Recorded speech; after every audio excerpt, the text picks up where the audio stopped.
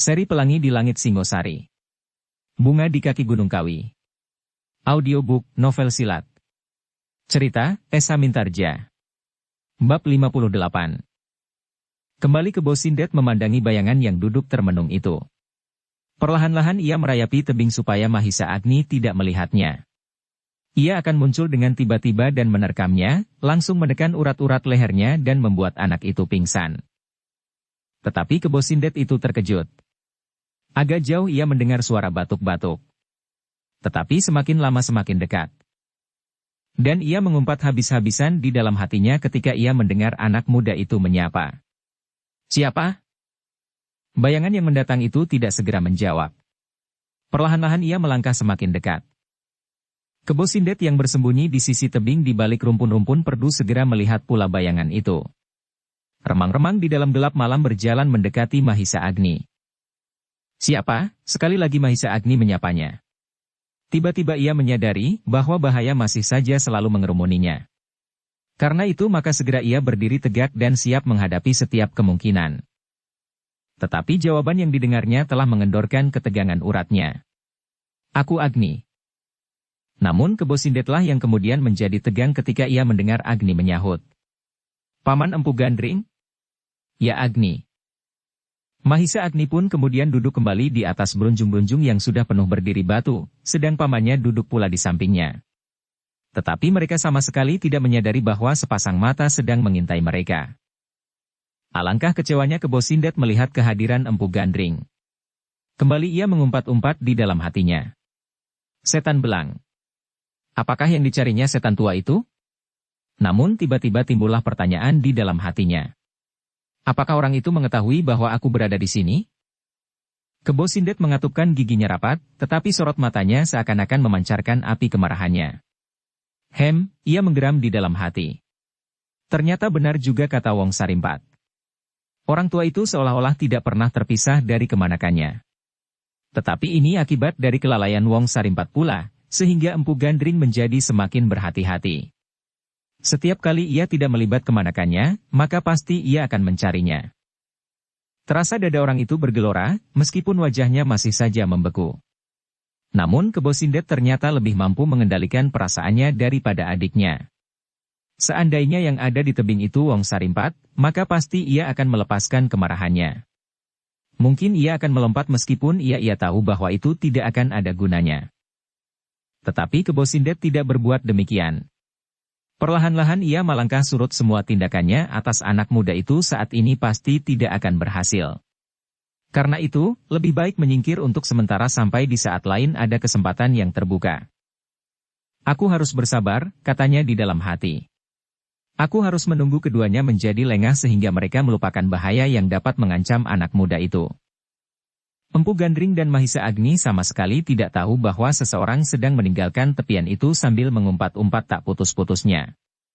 Mereka tidak menyadari bahwa hampir-hampir saja Mahisa Agni diterkam oleh bahaya yang selalu membayanginya.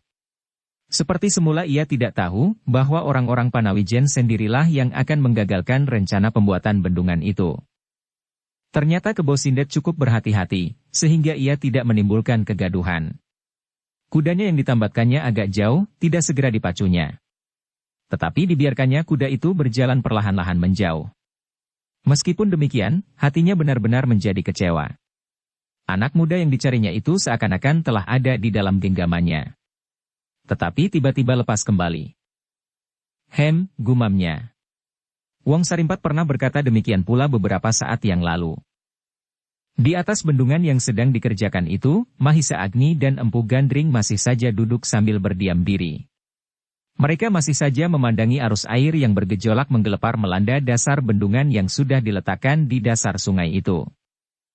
Angin malam yang sejuk berhembus perlahan-lahan mengusap tubuh mereka. Di kejauhan terdengar lamat-lamat burung-burung malam bersahut-sahutan, di antara derik suara belalang. Yang sejenak kemudian berkata memecah sepinya malam adalah Empu Gandring. Dengan nada yang rendah ia bertanya.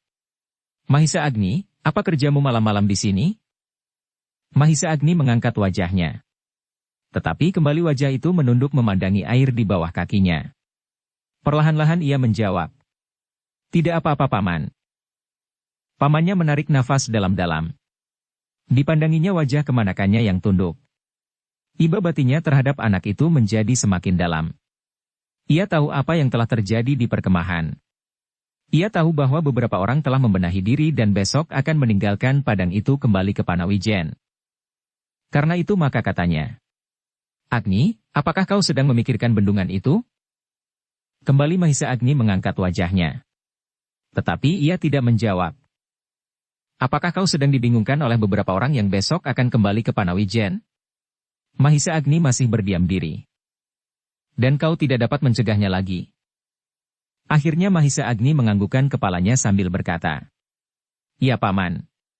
Beberapa orang besok akan kembali ke Panawijen. Kalau itu benar-benar terjadi, maka orang-orang yang lain pun akan pergi juga dari padang ini, sehingga akhirnya aku akan kehabisan kawan. Pasti tidak mungkin aku akan melakukannya sendiri." Pamannya mengangguk-anggukan kepalanya, katanya, "Ya, kau tidak akan dapat melakukannya sendiri. Tetapi bukankah kau masih dapat mengharap beberapa orang akan tetap berada di padang ini dan bekerja bersamamu? Pekerjaan ini adalah pekerjaan yang besar dan berat Paman. Aku memerlukan teman sebanyak-banyaknya yang dapat mengerti arti perjuangan ini.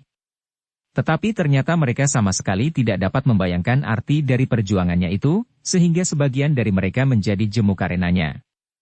Besok sebagian dari mereka akan kembali. Lusa yang lain menyusul. Esok kemudian yang lain lagi, sehingga akhirnya aku akan tinggal di sini seorang diri." Empu Gandring mengangguk-anggukan kepalanya mendengar keluhan Mahisa Agni itu. Ia dapat mengerti luka parah luka di hatinya. Meskipun demikian orang tua itu berkata, "Agni, kau adalah seorang anak muda. Karena itu jangan mengeluh dan lekas berputus asa. Lakukan segala usaha, kau pasti akan menemukan jalan. Bukankah usahamu ini adalah usaha yang baik? Yang Maha Agung pasti akan menyertaimu." Mahisa Agni tidak segera menjawab. Ia percaya benar kepada kekuasaan tertinggi di luar kemampuan jangkau otak manusia. Ia percaya bahwa usahanya itu adalah usaha yang baik. Usaha untuk kesejahteraan manusia, meskipun hanya dalam lingkungan yang kecil. Tetapi kali ini seakan-akan pekerjaannya sama sekali tidak dapat berjalan dengan lancar.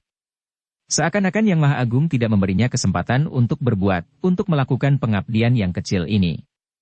Ada saja rintangan-rintangan yang harus dihadapinya. Dari dalam tubuh orang-orang Panawijen sendiri dan dari luar lingkungan mereka. Karena Mahisa Agni tidak segera menjawab, maka Empu Gandring itu pun berkata pula, justru langsung menyentuh perasaan Mahisa Agni yang sedang diliputi oleh kerisauan itu. "Agni, mungkin tangan Yang Maha Agung itu tidak segera dapat kau rasakan. Mungkin kau justru merasa sama sekali tidak mendapat tuntunannya. Tetapi kau baru mencari kesalahan itu pada dirimu sendiri. Mungkin kau kurang tekun memanjatkan permohonan kepadanya. Mungkin kau kurang prihatin. Tetapi mungkin juga kali ini permohonanmu memang belum selayaknya dipenuhi seluruhnya. Setiap kesulitan adalah pelajaran bagimu. Hanya kitalah yang kadang-kadang tidak dapat menangkap maksud tuntunan itu. Namun seandainya demikian buat kali ini, baiklah kita mencoba meraba-raba maksud itu. Yang Maha Agung tidak akan memberikan bendungan begitu saja. Tetapi pasti ada tuntunan bagi kita sekalian. Kita ternyata mendapat latihan untuk bekerja keras dan berusaha tidak mengenal putus asa." Empu Gandring diam sejenak. Ia ingin tahu, apakah yang dirasakan oleh kemanakannya. Sesaat kemudian berkatalah Mahisa Agni, "Paman, bagaimana aku akan dapat melangsungkan kerja tanpa orang-orang lain? Mungkin aku dan Ki Buyut Panawijen dapat tinggal di sini dengan kesadaran sepenuhnya, bahwa apa yang kita lakukan ini akan berarti tidak saja buat masa depan yang dekat, tetapi juga buat masa-masa mendatang. Buat anak cucu. Namun apakah arti kami berdua, dan mungkin juga Paman untuk beberapa lama, karena mustahil Paman akan dapat tinggal bersama kami terus-menerus, karena Paman mempunyai padepokan dan beberapa orang cantrik. Apakah yang dapat kita lakukan untuk melawan alam yang garang dan kasar ini?" "Agni," berkata pamannya, "kau hanya melihat kekuatan lahiriah. Kau melupakan kekuatan yang tidak kasat mata. Ingatkah kau Agni, apa yang pernah dilakukan oleh gurumu?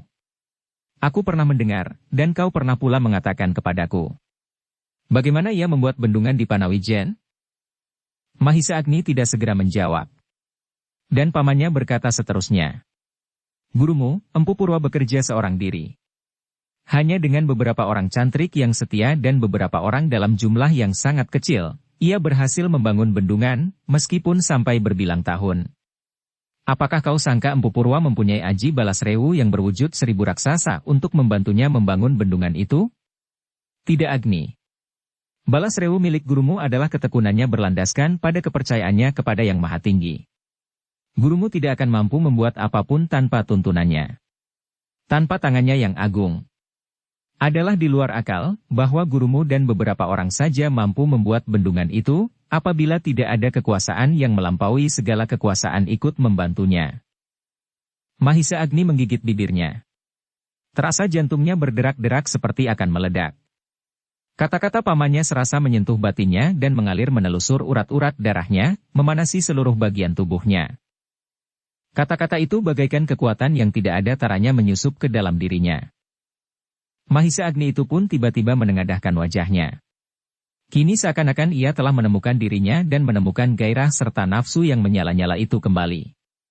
Ketika ia melihat langit di atas kepalanya, kini dilihatnya bintang gemintang berbinar terang bergayutan pada tabir yang biru gelap. Terdengar suara derik jengkerik seperti suara genderang perang, serta suara burung-burung malam yang memekik-mekik itu, seperti suara sangkakala yang berbunyi dari celah-celah langit. Tiba-tiba terdengar anak muda itu menggeram. "Iya, Paman. Aku menyadari keadaanku. Aku telah terseret oleh arus keputusasaan. Aku melupakan setiap kemungkinan, yang teraba dan yang tidak teraba oleh panca indera. Karena itu, aku berjanji Paman, bahwa aku akan berusaha sampai kemungkinan yang terakhir untuk mewujudkan bendungan ini. Meskipun seandainya aku tinggal seorang diri." "Bagus," sahut pamannya. "Setidak-tidaknya cantrik-cantrik gurumu akan membantumu seperti gurumu pada saat membuat bendungan itu. Apabila demikian, apabila kau harus bekerja sendiri, maka yang pertama-tama harus kau kerjakan adalah, berusaha mendapatkan perbekalan secara terus-menerus. Tanamlah macam-macam ubi-ubian di tebing-tebing sungai ini supaya kau dapat menyimpan makanan untuk waktu yang panjang." "Baik Paman," sahut Mahisa Agni dengan mantap. Ia kini tidak lagi dilanda oleh keraguan-raguan dan kebimbangan. "Tetapi kini kau belum sendiri. Kau masih mempunyai cukup kawan. Mereka besok akan meninggalkan padang ini. Satu demi satu. Tetapi aku sudah tidak mempedulikannya lagi. Biarlah mereka pergi seluruhnya. Biarlah mereka meninggalkan aku seorang diri. Tetapi kini aku menemukan keyakinan di dalam diriku, seperti kata Paman, bahwa ada yang selalu bersamaku, justru yang Maha Agung." Terasa sesuatu bergetar di dalam dada Empu Gandring mendengar kata-kata kemanakannya, yang agaknya kini benar-benar telah menemukan kembali hubungan yang erat antara dirinya dengan sumbernya, yang selama ini telah terganggu oleh keraguan-raguan, kecemasan dan ketidaktentuan. Karena itu maka orang tua itu berkata, "Bagus Agni. Dengan bekal itu kau pasti akan dapat menyelesaikan pekerjaanmu. Kau tidak perlu tergesa-gesa. Kau tidak perlu mengharap bendunganmu itu akan siap sebelum musim hujan yang akan datang. Meskipun di musim hujan air akan menjadi lebih besar, tetapi banjir yang besar yang akan menghanyutkan berunjung-berunjung yang telah kau letakkan pada dasar sungai itu tidak selalu datang. Mungkin banjir-banjir itu akan datang melandanya dan menghanyutkannya, tetapi mungkin pula tidak. Kalau kau pasang dasar bendungan itu dengan perhitungan yang baik, dengan dasar kemungkinan yang paling pahit, maka kau akan berhasil mengatasi banjir yang bagaimanapun besarnya." Mahisa Agni mengangguk-anggukan kepalanya. Kini ia menjadi semakin mantap. Dan kini ia tidak lagi menjadi cemas menghadapi setiap ancaman. Karena itu, maka ketika pamannya mengajaknya kembali ke perkemahan, Mahisa Agni tidak lagi berjalan dengan ragu. Ia melangkah dengan dada tengadah. Ketika mereka sampai di perkemahannya, maka Empu Gandring pun segera masuk ke dalam gubuknya. Tetapi Mahisa Agni tidak berbuat demikian. Ia masih ingin melihat-lihat perkemahan itu sekali lagi dengan tanggapan yang jauh berbeda. "Kau harus beristirahat Agni." "Ya Paman, tetapi aku ingin meneruskan melihat-lihat perkemahan ini sebentar. Aku tadi terhenti di tengah-tengah ketika hatiku menjadi bingung melihat orang-orang yang sedang sibuk berkemas-kemas. Kini aku akan melihat gubuk demi gubuk. Apapun yang akan aku lihat, aku sudah tidak akan terpengaruh lagi. Bahkan aku ingin melihat, siapakah yang kira-kira akan dapat bekerja bersamaku seterusnya apabila orang-orang lain satu demi satu meninggalkan padang yang keras ini? Aku kira semua orang telah tidur. Sangat jelek bagi orang-orang lain. Biarlah. Kalau ternyata demikian, aku pun akan segera tidur pula. Pamannya tidak menahannya lagi. Perlahan-lahan Mahisa Agni melangkah kembali menyusuri perkemahan itu. Gubuk demi gubuk dilihatnya. Beberapa anak-anak muda tidur mendekur berselimut kain panjang. Ada pula di antara mereka yang tidur di samping perapian yang masih membara. Tetapi bagaimanapun juga, hati anak muda itu menjadi berdebar-debar ketika sekali lagi ia melihat beberapa orang tidur dengan beberapa bungkusan yang telah siap di sampingnya. Sejenak Mahisa Agni berhenti. Ditatapnya orang-orang itu sambil bergumam di dalam hatinya, agaknya kalian tidak menyadari apa yang kalian lakukan. Kini Mahisa Agni tidak lagi menjadi cemas, ketakutan dan berputus asa, tetapi tiba-tiba ia merasa kasihan kepada orang-orang itu. Kasihan mereka menjadi berputus asa dan kehilangan kepercayaan kepada diri sendiri. Mereka lebih senang melarikan diri dari usaha ini dan menggantungkan diri kepada kemungkinan-kemungkinan yang akan dijumpainya. Mungkin karena belas kasihan seseorang, mungkin karena kebetulan. Tetapi Mahisa Agni menjadi kecewa pula. Sikap itu pasti akan mempengaruhi sikap orang-orang lain yang memang sudah dihinggapi oleh perasaan yang serupa. Meskipun demikian, kini Mahisa Agni sendiri tidak terpengaruh olehnya. Ia tidak lagi menjadi bingung dan putus asa seperti orang-orang itu. Perlahan-lahan Mahisa Agni meneruskan langkahnya. Kini ia mendengar seseorang mengeluh karena kakinya bengkak dan di gubuk yang lain ia mendengar seseorang menggigil kedinginan meskipun tubuhnya menjadi panas. Mahisa Agni menarik nafas panjang. Ia tidak boleh mundur karena keadaan itu. Tetapi ia harus maju justru mengatasi keadaan itu. Yang ada di kepala Mahisa Agni kini adalah angan-angan, bagaimana ia dapat mencari jalan keluar dari segala macam kesulitan. Bagaimana ia dapat mengatasinya dan menemukan suatu keadaan yang mantap, meskipun hanya tinggal beberapa orang saja yang bersedia bekerja bersamanya. Tanpa diketahuinya Mahisa Agni kini telah berdiri di ujung perkemahannya. Seperti sebatang tonggak ia berdiri dan mengawasi padang yang luas terbentang di hadapannya. Padang yang kelak akan dibelahnya dengan saluran air dan akan dirobek-robeknya dengan parit-parit yang mengalirkan air yang jernih. Mahisa Agni berpaling ketika ia melihat seseorang yang tidur di samping perapian menggeliat bangun. Orang itu agak terkejut ketika dilihatnya sesosok tubuh berdiri membeku di sampingnya. Tetapi kemudian orang itu berkata, Kau Agni. Apakah kau tidak tidur? Aku tidak mengantuk, jawab Agni. Aku lelah sekali. Sahut orang itu pula. Tangan dan kakiku serasa akan terlepas. Mahisa Agni yang sedang risau itu tiba-tiba merasa tersinggung. Tanpa memandang ke arah orang itu ia berkata, Apakah kau juga akan kembali ke Panawijen seperti beberapa orang lain? Orang itu menjadi heran. Perlahan-lahan ia bertanya, Apakah ada orang yang akan kembali ke Panawijen? Ya, orang-orang yang berputus asa. Apakah kau mau ikut supaya kaki dan tanganmu tidak terlepas? Orang itu diam sejenak. Dengan heran dipandanginya wajah Mahisa Agni yang seolah-olah membeku. Namun tiba-tiba ia berkata, Agni, kau salah sangka. Aku sudah bersedia bekerja di padang ini. Bukankah kau melihat bahwa aku telah bekerja dengan sekuat tenagaku? Kenapa kau berkata begitu? Meskipun semua orang akan kembali ke Panawijen, namun aku akan tetap berada di sini selagi masih ada orang yang memimpinku mengerjakan bendungan itu. Hati Mahisa Agni bergejolak mendengar jawaban itu. Tiba-tiba ia menyadari kesalahannya.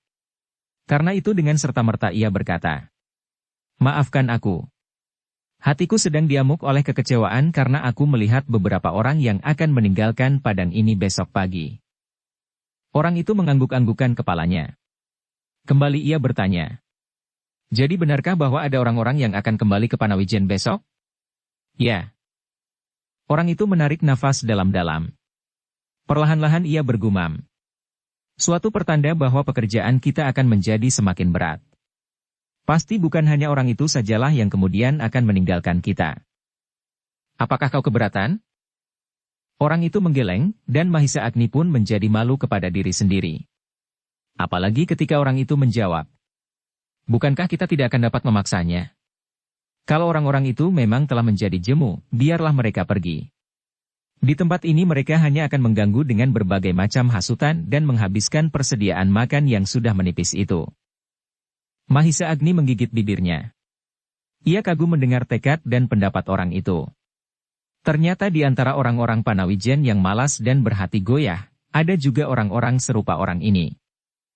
Bagaimana kalau mereka semuanya pergi meninggalkan padang ini?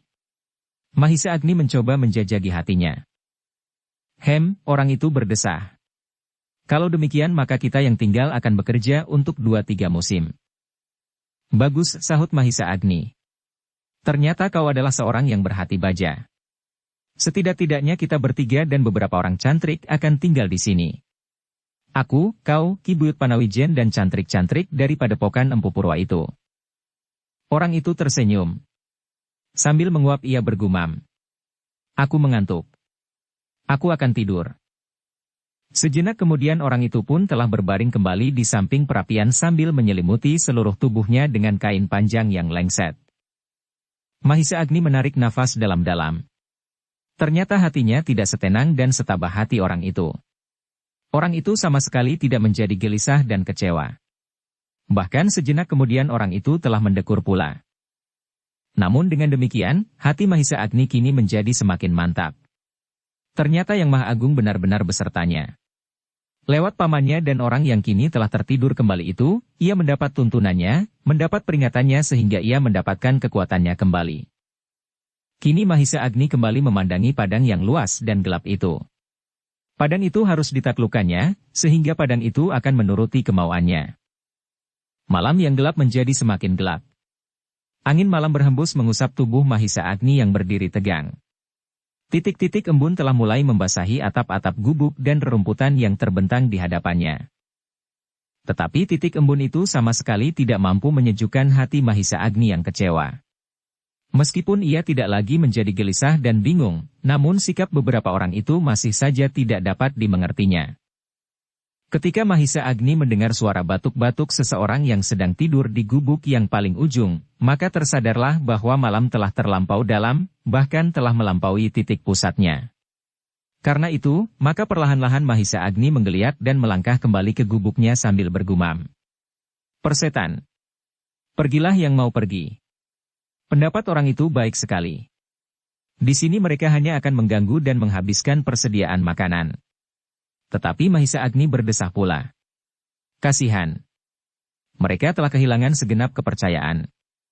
Kepada diri sendiri dan kepada sumber hidupnya. Tiba-tiba langkah Mahisa Agni tertegun. Ia melihat sesuatu bergerak-gerak di kejauhan. Mula-mula samar-samar, tetapi semakin lama menjadi semakin jelas. Jantung Mahisa Agni serasa berdentang karenanya. Ia melihat nyala obor. Tidak hanya sebuah, tetapi 2, 3 bahkan lebih. Apakah aku bermimpi, desis Mahisa Agni. Namun obor itu masih saja dilihatnya semakin lama semakin nyata.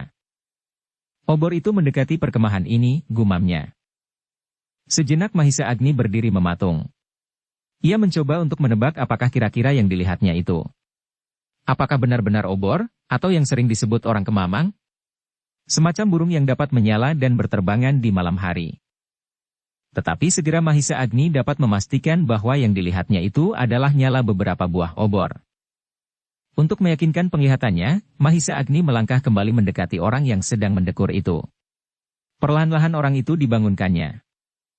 Sambil menggeliat orang itu bertanya. Ada apa Agni? Bangunlah. Lihatlah. Apakah kau melihat seperti yang aku lihat? Apa? Bangunlah.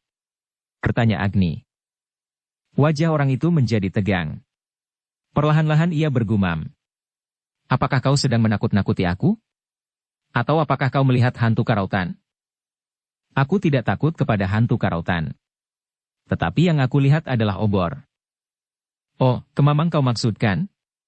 Hantu api yang menyebarkan bala penyakit. Bangunlah dan lihatlah. Menurut pengamatanku yang aku lihat adalah nyala obor. Sama sekali bukan kemamang apalagi yang menyebarkan penyakit. Dengan tergesa-gesa orang itu bangkit dan segera pula berdiri. Ditatapnya arah yang ditunjuk oleh Mahisa Agni dengan jarinya. Wajah itu pun segera menjadi semakin tegang. Seperti bergumam kepada diri sendiri orang itu berkata, "Ya ya, obor." Nah, berkata Mahisa Agni, "Bukankah benar-benar obor, api obor?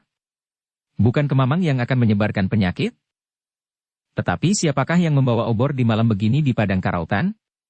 Orang itu berhenti sejenak. Terapi hampir memekik, ia berkata, "Pasti hantu karautan." Hantu karautan bersama kawan-kawannya berbaris. Oh, memang hantu-hantu sering berbaris pula seperti manusia. Mungkin hantu-hantu itu terjadi oleh roh-roh jahat. Mungkin gerombolan-gerombolan perampok yang terbunuh di padang ini oleh prajurit Tumapel. Hantu-hantu tidak memerlukan obor, sahut Mahisa Agni. Mereka dapat melihat jelas di dalam gelap. Justru semakin gelap, mereka semakin dapat melihat dengan tajamnya. Orang itu menarik nafas. Lalu siapakah mereka? Mahisa Agni tidak segera dapat menjawab. Kembali orang itu berkata dengan serta-merta. Kalau begitu mereka bukan roh perampok-perampok yang mati di padang ini, tetapi justru mereka adalah perampok-perampok yang masih hidup. Mereka menyangka kita membawa banyak perbekalan di sini. Dada Mahisa Agni berdesir mendengar kata-kata itu. Meskipun angan-angannya tidak sejalan dengan orang itu, bahwa yang datang itu gerombolan perampok yang akan merampas harta benda, tetapi ada juga persamaannya dengan itu. Angan-angannya segera hinggap kepada Empu Sada, kuda sempana, dan orang yang ditemuinya terakhir di padang karautan Wong Sarimpat. Wajah Mahisa Agni pun menjadi semakin tegang. Dikenangnya pula cerita Rawitantra ketika pemimpin prajurit pengawal aku itu mengantarkan Dedes ke Panawijen. Ternyata Empu Sada mampu membawa segerombol orang-orangnya untuk mencegat para pengawal. Apakah mereka datang kemari pula, katanya di dalam hati. Tetapi apakah mereka memerlukan obor juga? Meskipun Mahisa Agni menjadi bimbang, tetapi kemungkinan itulah yang paling besar dapat terjadi. Tidak ada hantu, tidak ada kemamang yang menyebarkan penyakit, tetapi apabila yang datang itu Empu Sada dan Wong Sarimpat, maka akibatnya lebih dari hantu yang manapun juga, lebih daripada kemamang yang menyebarkan penyakit. Tetapi Mahisa Agni tidak mau menggelisahkan orang-orang Panawijen. Dengan tenang ia berkata, "Marilah kita tunggu, siapakah yang datang itu? Sebaiknya Ki Buyut Panawijen siap pula menyambutnya. Mungkin orang-orang yang datang itu sebuah rombongan pedagang yang tersesat atau mencari perlindungan. Apakah mereka tahu bahwa di sini ada perkemahan? Api yang menyala di perapian dan lampu-lampu itulah agaknya yang menuntun mereka kemari." Orang itu pun mengangguk-anggukan kepalanya. Dari sela-sela bibirnya ia bergumam, Mungkin pula demikian. Namun terasa bahwa batinnya diganggu oleh keraguan-raguan dan kecemasan. "Awasilah obor-obor itu," berkata Mahisa Agni. "Aku akan membangunkan Ki Buyut." "Baiklah," jawab orang itu. "Tetapi jangan terlampau lama." "Kenapa?" Orang itu tidak menjawab, tetapi Mahisa Agni dapat meraba perasaannya. Orang itu agaknya menjadi takut. "Jangan takut dan cemas. Obor-obor itu masih terlalu jauh. Kalau benar mereka itu para pedagang yang tersesat, maka kau pasti akan mendapat hadiah nanti. Tenanglah." Orang itu hanya mengangguk-anggukan kepalanya saja, tanpa sepatah jawaban pun. Dengan tenangnya Mahisa Agni berjalan meninggalkannya seorang diri. Tetapi ketika Agni telah membelok ke balik sebuah gubuk, maka segera ia mempercepat langkahnya. Hatinya sendiri sebenarnya telah dilanda pula oleh kegelisahan dan berbagai pertanyaan mengenai obor-obor itu. Ki Buyut yang kemudian dibangunkan dari tidurnya, dengan tergesa-gesa pergi keluar gubuknya dan berjalan ke sisi perkemahan. Atas petunjuk Mahisa Agni, segera ia pun melihat beberapa buah obor yang kini menjadi semakin dekat. "Apakah menurut dugaan Mungger?" "Aku tidak tahu Ki Buyut." Ki Buyut mengangguk-anggukan kepalanya. Tetapi ia pun menjadi gelisah pula. "Aku akan membangunkan paman pula Ki Buyut." "Bagus," sahutnya. "Aku menunggu di sini." Kembali Mahisa Agni melangkah dengan tergesa-gesa. Berbagai gambaran hilir mudik di kepalanya.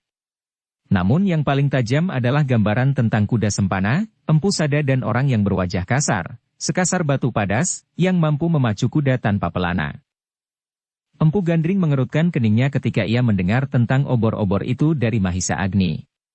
Seperti Ki Buyut maka orang tua itu pun segera pergi ke sisi perkemahan untuk dapat melihat obor-obor itu dengan jelas. Apakah dugaan Empu tentang obor-obor itu? Empu Gandring menggeleng. Aku belum dapat menduga Ki Buyut. Namun Mahisa Agnilah yang menjawab dengan ragu-ragu. Apakah mungkin mereka itu sebuah gerombolan seperti yang diceritakan oleh Witantra itu, Paman? Bukankah Empu Sada pernah mencoba mencegatkan Dedes? Empu Gandring mengangguk-anggukan kepalanya. Tetapi ia berdesis. Apakah mereka akan datang dengan membawa obor? Mereka yakin bahwa usahanya akan berhasil kali ini. Bukankah Empu Sada tidak sendiri? Ya, bersama Wong Sarimpat, Kebo Sindet dan beberapa orang muridnya. Mahisa Agni menjadi berdebar-debar mendengar jawaban pamannya, meskipun ia sudah menduga pula. Nama-nama itu kembali diulanginya di dalam hatinya, Empu Sada, Wong Sarimpat dan Kebo Sindet. Desahnya. Ki Buyut Panawijen yang mendengar pembicaraan itu pun menjadi cemas pula. Terbata-bata ia bertanya. Siapakah mereka itu, Empu? Apakah mereka itulah yang ingin berbuat jahat atas Angger Mahisa Agni? Belum pasti, Ki Buyut.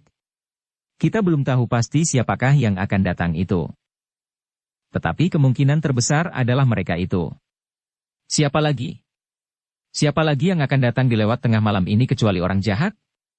Mereka sengaja datang sambil membawa obor untuk memberitahukan kepada kita bahwa mereka datang dengan dada tengadah. Empu Gandring masih berusaha menenangkan. Ki Buyut, padang karotan ini adalah padang yang terlampau sepi. Seandainya ada 1-2 penjahat atau penyamun, maka mereka pasti berada di sisi lain, yang sering dilalui orang. Mereka pun pasti hanya seorang atau 2, tidak dalam jumlah yang besar. Mereka dapat memanggil kawan-kawan mereka Empu. Apakah yang akan mereka cari di sini? Bukankah mereka mengetahui bahwa kita sedang bekerja membuat bendungan? Seandainya mereka ingin merampok kita, maka mereka pasti akan datang ke Panawijen, justru di sana hampir tidak ada seorang laki-laki pun. Ki Buyut memandangi wajah Empu Gandring dengan gelisahnya. Perlahan-lahan ia menjawab ragu-ragu sambil berpaling kepada Mahisa Agni. Bukan Empu, bukan harta benda yang mereka cari, bukankah mereka mencari Angger Mahisa Agni? Empu Gandring menarik nafas dalam-dalam, sedang Mahisa Agni menggeretakkan giginya. Sambil mengangguk perlahan-lahan Empu Gandring berkata, mungkin. Tetapi itu pun baru kemungkinan. Kita semua tidak tahu, siapakah yang datang itu? Sejenak mereka terdiam. Obor-obor itu bergerak-gerak seperti siput yang sedang merayap. Perlahan-lahan tetapi pasti maju mendekati perkemahan ini. Mereka terkejut ketika kemudian terjadi hiruk-pikuk di sisi perkemahan itu. Ternyata beberapa orang telah bangun. Oleh orang yang melihat obor itu bersama Mahisa Agni, beberapa kawannya telah dibangunkannya karena perasaan takut. Tetapi ternyata ketakutannya itu pun telah menjalar pula, sehingga kemudian hampir semua orang di perkemahan itu terbangun. Beberapa orang berlari-lari mencari Ki Buyut Panawijen. Dengan nafas terengah-engah salah seorang dari mereka bertanya. Apakah yang datang itu Ki Buyut? Ki Buyut Panawijen menggelengkan kepalanya sambil menjawab. Aku belum tahu. Tak seorang pun yang tahu, siapakah yang datang itu. Apakah mereka orang-orang jahat atau hantu-hantu yang akan berbuat jahat atas kita? Ki Buyut Panawijen itu menggeleng pula. Aku tidak tahu. Orang-orang itu terdiam sejenak. Dengan wajah yang tegang mereka memandangi api-api obor yang bergerak-gerak di tengah padang karautan itu. Tiba-tiba salah seorang dari mereka berkata, apakah mereka itu orang-orang yang dibawa oleh kuda sempana mencari Mahisa Agni?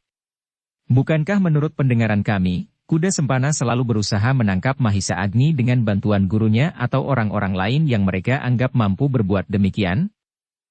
Sekali lagi Ki Buyut Panawijen menggelengkan kepalanya. Aku tidak tahu. Kalau demikian celakalah kami. Desis seseorang. Mengapa? Dengan serta-merta terdengar Mahisa Agni bertanya. Kami yang tidak tahu menahu sengketa antara kau dan kuda sempana pasti akan mengalami bencana pula di perkemahan ini. Kalau kuda sempana datang bersama gurunya dan saudara-saudara seperguruannya menyerang kita, maka matilah kita semua, berkata yang lain. Dada Mahisa Agni berdesir mendengar kata-kata itu. Apalagi ketika yang lain menyambung. Ternyata Mahisa Agni semalam ini selalu menyusahkan kita. Mahisa Agni sekeluarga. Empu Purwa dan Ken Dedes itu pula. Merekalah sumber bencana yang selama ini melanda pedukuhan kita. Bukankah kuda sempana sebenarnya hanya menghendaki gadis itu?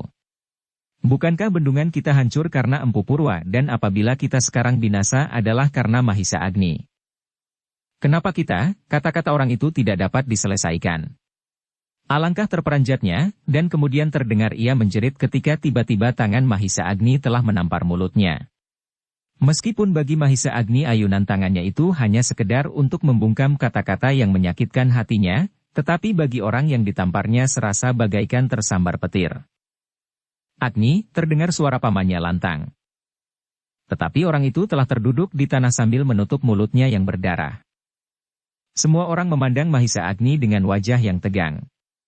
Terasa berbagai perasaan bergolak di dalam dada mereka. Ketakutan, kecemasan dan kegelisahan. Mereka takut melihat obor-obor yang merayap semakin dekat. Tetapi mereka pun menjadi takut apabila tiba-tiba Mahisa Agni menjadi marah dan mengamuk. Mahisa Agni masih berdiri tegang, namun kepalanya tiba-tiba menunduk. Ia tidak berani menatap mata pamannya yang memandanginya dengan tajam. Perlahan-lahan sekali pamannya itu berkata, "Agni, jagalah perasaanmu," namun suara yang perlahan-lahan itu serasa jauh lebih keras dari ayunan tangannya. Kini suasana sejenak ditelan oleh kesepian. Kesepian yang diwarnai oleh berbagai macam perasaan yang bercampur aduk.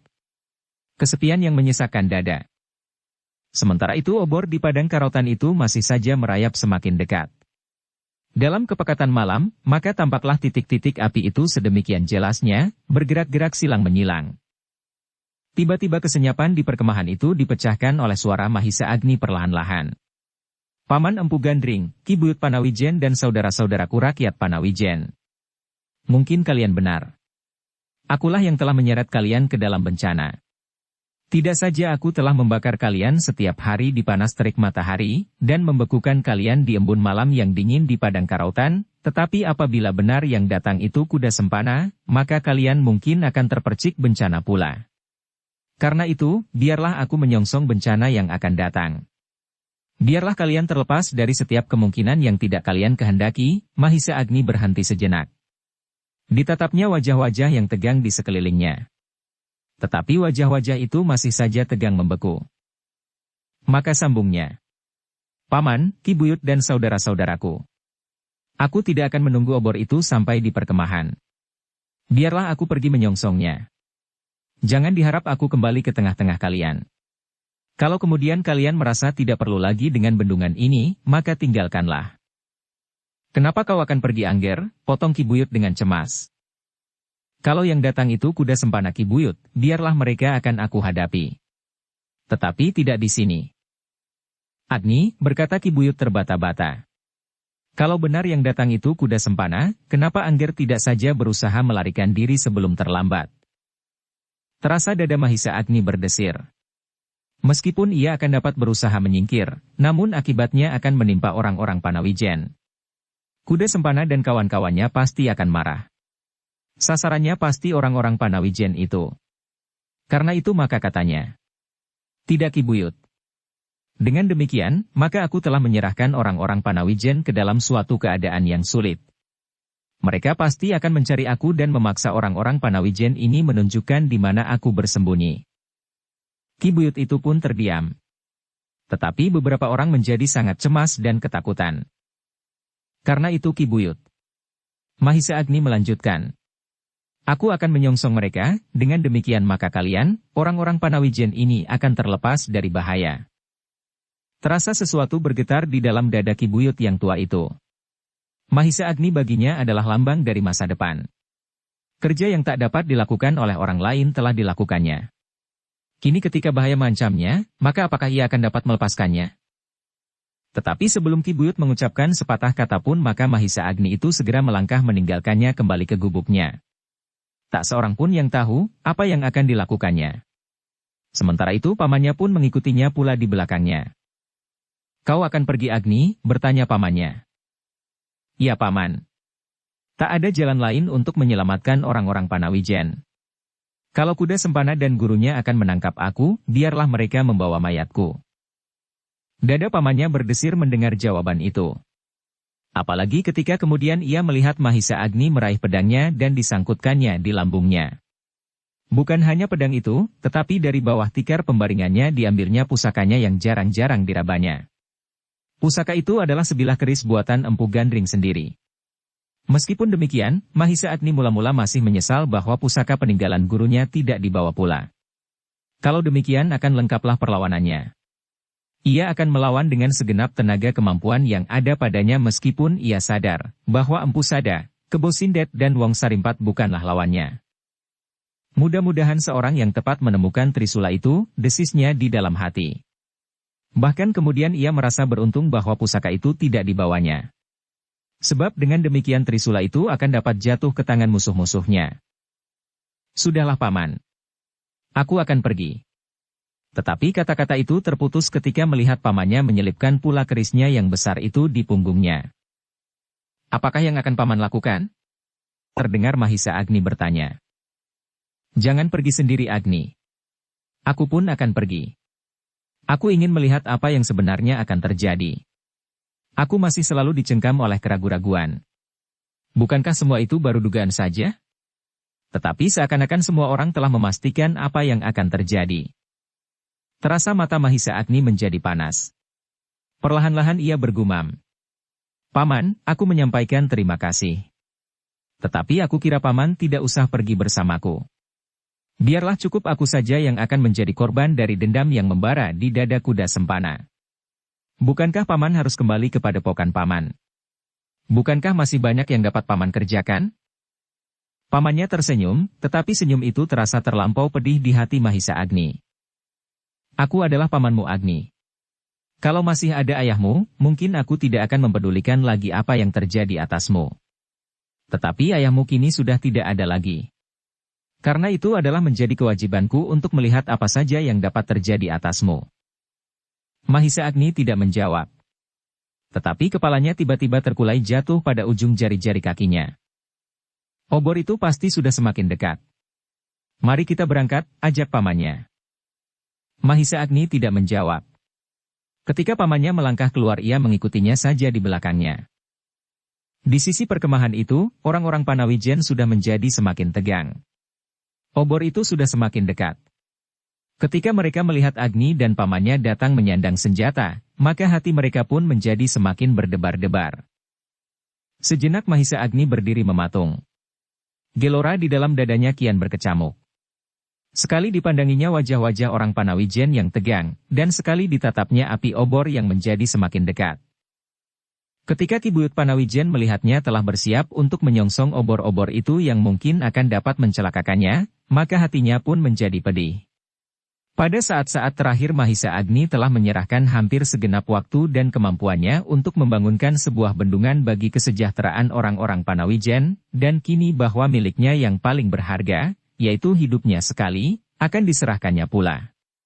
Meskipun sebenarnya Mahisa Agni masih mempunyai kesempatan untuk lari, namun anak muda itu tidak mempergunakannya, karena ia tidak mau mengorbankan orang-orang lain untuk kepentingannya.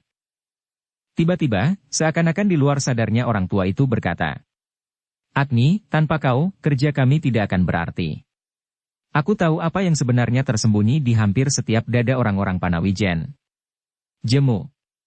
Karena itu sepeninggalmu, maka aku pun akan tidak berarti apa-apa. Dengan demikian Ger, maka aku kira lebih baik aku pergi juga bersamamu, melihat apa yang sebenarnya terjadi. Kalau bahaya itu datang menerkammu, biarlah aku mencoba membantumu meskipun aku tahu bahwa tenagaku tidak akan berarti apa-apa. Tetapi aku sudah berbuat sesuatu. Aku tidak dapat melepaskanmu begitu saja setelah kau bekerja sekuat-kuat tenagamu untuk kami di sini. Mahisa Agni menggeleng. Katanya, jangan Ki Buyut. Dengan demikian maka orang-orang Panawijen akan kehilangan pemimpinnya. Ki Buyut akan dapat berbuat banyak untuk kepentingan mereka. Tidak, sahut Ki Buyut. Aku tidak akan mampu berbuat sesuatu mengatasi kejemuan mereka. Jangan Ki Buyut, potong Mahisa Agni. Aku berkeberatan. Tinggallah di sini. Kalau Ki Buyut pergi juga, maka hatiku akan menjadi semakin pahit. Ternyata Ki Buyut juga tidak lagi menghiraukan aku lagi. Ki Buyut terdiam. Ia menjadi bingung. Tetapi kata-kata Mahisa Agni itu seperti telah mencengkamnya di atas tempatnya berdiri. Ketika ia melihat Mahisa Agni itu bergerak, maka kakinya seakan-akan telah tertancap dalam-dalam di padang karautan itu. Kalau Ki Buyut masih juga mau mendengarkan kata-kataku, tinggallah di sini. Dengan demikian hatiku masih juga mengucap syukur, bahwa Ki Buyut akan tetap berusaha meneruskan kerja ini meskipun hanya dengan 3-4 orang seperti yang dilakukan oleh Empu Purwa dahulu. 3-4 tahun kerja Ki Buyut itu akan selesai. Ki Buyut tidak dapat menjawab. Mulutnya serasa terbungkam dan tenggorokannya serasa tersumbat sesuatu. Sudahlah Ki Buyut, Mahisa Agni bergumam dengan nada yang rendah datar. Ki Buyut hanya mampu menganggukkan kepalanya. Tetapi mulutnya tidak dapat mengucapkan kata-kata. Betapapun orang-orang Panawijen itu merasa bahwa Mahisa Agni telah menyebabkan mereka terdorong ke dalam suatu kesulitan, betapa mereka menyesali Empu Purwa, namun ketika kemudian mereka melihat anak muda itu berjalan meninggalkan mereka menyongsong nyala-nyala obor di kejauhan, maka hati mereka pun menjadi ternyuh. Beberapa anak-anak mengepalkan tangannya dan berkata di dalam hatinya, "Oh, seandainya aku mampu berkelahi, aku pasti akan mengawaninya. Apalagi Jinan dan Sinungsari. Mereka adalah anak-anak muda yang pertama-tama mengikuti Mahisa Agni mencari tempat ini. Tetapi mereka hanya berani menggeretakkan gigi-gigi mereka. Betapa besar keinginan mereka untuk membantu Mahisa Agni, tetapi mereka tidak memiliki keberanian untuk itu. Sedangkan orang tua-tua hanya dapat mengusap dada mereka sambil berdoa, semoga Mahisa Agni tidak menemukan sesuatu bencana, apalagi yang dapat membahayakan jiwanya."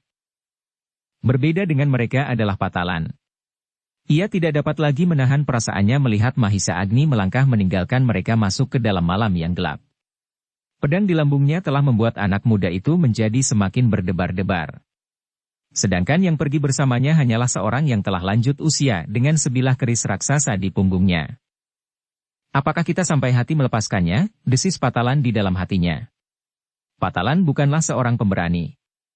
Tetapi perasaannya ternyata lebih tajam dari kawan-kawannya. Betapapun ia dikuasai oleh kecemasan, tetapi tiba-tiba ia berlari masuk ke dalam gubuknya. Diraihnya pedang di dinding gubuk itu, dan tanpa berkata apapun kepada kawan-kawannya, maka segera ia pun berlari menyusul Mahisa Agni. "Patalan," terdengar beberapa orang memanggilnya. Tetapi Patalan sama sekali tidak berpaling. Ia berlari semakin kencang. Dan bahkan kemudian terdengar ia berteriak, "Agni, tunggu. Tunggu. Aku pergi bersamamu." Kepergian Patalan telah menggoncangkan dada orang-orang Panawijen.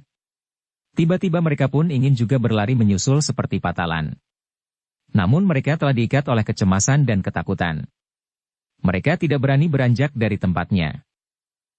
Tetapi dengan demikian, merayaplah kesadaran di dalam hati mereka, bahwa sebenarnya Mahisa Agni selama ini telah mengorbankan apa saja yang ada padanya untuk kepentingan mereka. Untuk kepentingan Panawijen.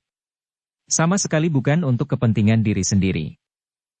Orang-orang Panawijen yang selama ini telah menyakiti hatinya menjadi kecewa. Kecewa sekali. Tetapi apakah mereka masih akan mendapat kesempatan untuk menyatakan penyesalannya dan minta maaf kepada anak muda itu? Mahisa Agni telah pergi dan berkata kepada mereka, supaya mereka tidak lagi mengharapkan ia kembali. Beberapa orang merasa, betapa besar kesalahan mereka terhadap anak muda itu. Anak muda yang kini berjalan menembus gelap malam meninggalkan mereka dengan pedang di lambungnya. Orang-orang Panawijen yang tinggal di perkemahan itu kini masih saja berdiri tegak seperti patung. Mereka melihat Mahisa Agni dan Empu Gandring menghilang seperti ditelan oleh gelap malam yang menganga di padang karautan. Sejenak mereka masih dapat menyaksikan Patalan berlari menyusul keduanya. Kemudian mereka pun hilanglah. Hilang, dan terasa betapa kini mereka kehilangan anak muda yang telah banyak berkorban untuk mereka. Mahisa Agni yang berjalan meninggalkan orang-orang Panawijen bersama pamannya terkejut mendengar seseorang memanggilnya. Ketika mereka berpaling, mereka melihat Patalan berlari-lari menyusul. "Ada apa Patalan?" bertanya Mahisa Agni. "Aku akan pergi bersamamu Agni," sahut Patalan dengan nafas terengah-engah. Mahisa Agni dan Empu Gandring menjadi heran. "Kenapa kau akan ikut kami?" bertanya Mahisa Agni. "Kita pergi bersama-sama sejak kita mencari tempat ini Agni. Kita telah bekerja pula bersama-sama. Sekarang berilah aku kesempatan mengikutimu, apapun yang akan terjadi. Patalan, dada Agni berdesir tajam. Terima kasih, tetapi kali ini aku akan menghadapi keadaan yang tidak menentu. Aku belum tahu apakah kira-kira yang akan terjadi. Karena itu kembalilah. Dahulu, ketika kita meninggalkan Panawijen masuk ke dalam padang ini, kita juga belum tahu apa yang akan terjadi. Agni, berilah aku kesempatan, mungkin aku tidak berarti bagimu, tetapi aku tidak dapat kembali. Aku tidak dapat melihat kau seorang diri menyongsong bahaya tanpa perhatian. Aku tidak akan mampu membelamu dalam keadaan apapun. Tetapi setidak-tidaknya aku sudah menyatakan kesetiakawananku terhadapmu. Terima kasih, sekali lagi Mahisa Agni menyalakan perasaannya. Tetapi kembalilah. Mungkin aku tidak akan sempat berbuat sesuatu atasmu, sebab keadaanku sendiri sama sekali tidak aku ketahui. Tidak, sahut Patalan. Kali ini aku tidak akan minta perlindunganmu. Sejak aku hampir mati ketakutan di padang karautan, bukankah aku belajar memegang hulu pedang?